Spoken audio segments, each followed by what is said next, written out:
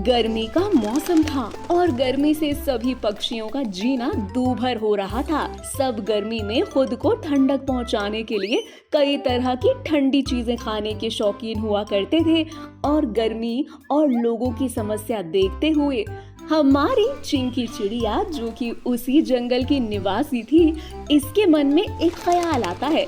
वो सोचती हुए खुद से बात करती है और कहती है, यही मौका है अच्छा पैसे कमाने का। लोग तो व्याकुल हो रहे हैं, क्यों ना मैं अपना एक छोटा सा बिजनेस शुरू करूं और अपने बिजनेस का एक रोल बना लेती हूं।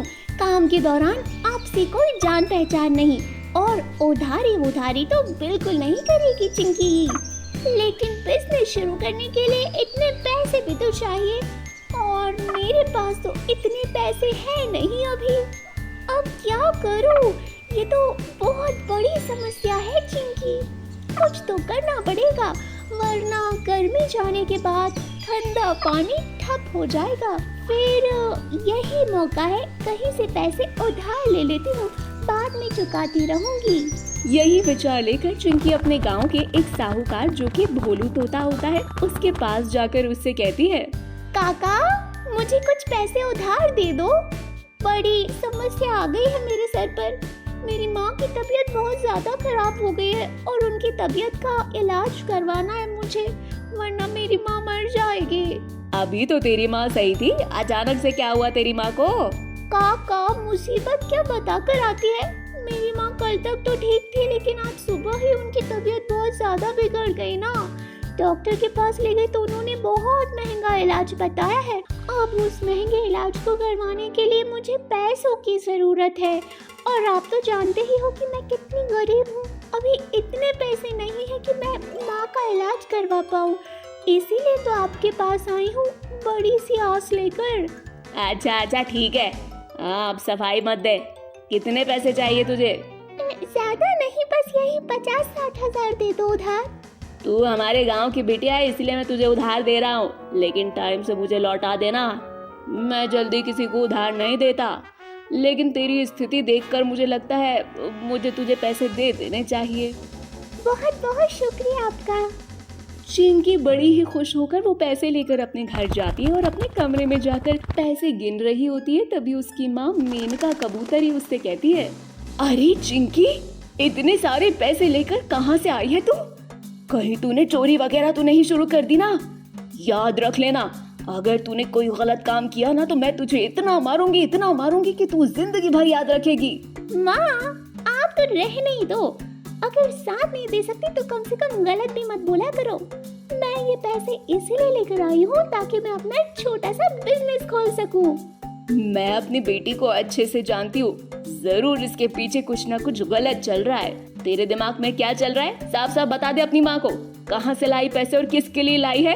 पैसे उधार लेकर आई हूँ किसी से और अब इन पैसों से मैं गोला बेचने का काम शुरू करूँगी। अब जब काम शुरू करना है तो उसके लिए पैसे लगाने भी तो पड़ेंगे ना, इसीलिए जैसे जैसे मेरी बिक्री अच्छी होती जाएगी वैसे वैसे मैं उन पैसों से धीरे धीरे उधार चुकाती रहूंगी। ये तो बहुत अच्छी बात है, लेकिन सच में तू यही सब करना चाहती है ना?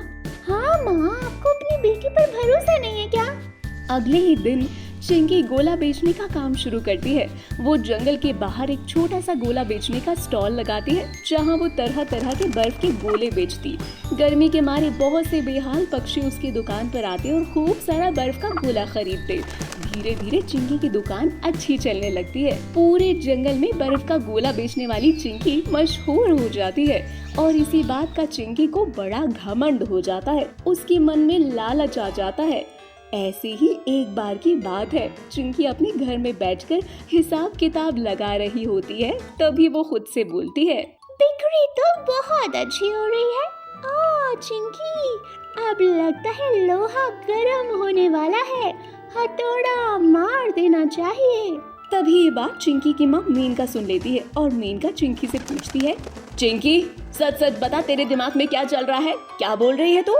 लोहा गर्म हो चुका है, हथौड़ा मार देना चाहिए?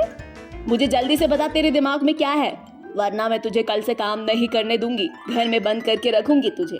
ठीक है माँ, बता रही हूँ मेरे दिमाग में क्या चल रहा है, लेकिन तुम मेरा साथ दोगी इसमें? हाँ, मैं तेरा साथ दूंगी, लेकिन तू मुझे बता क्या बात है।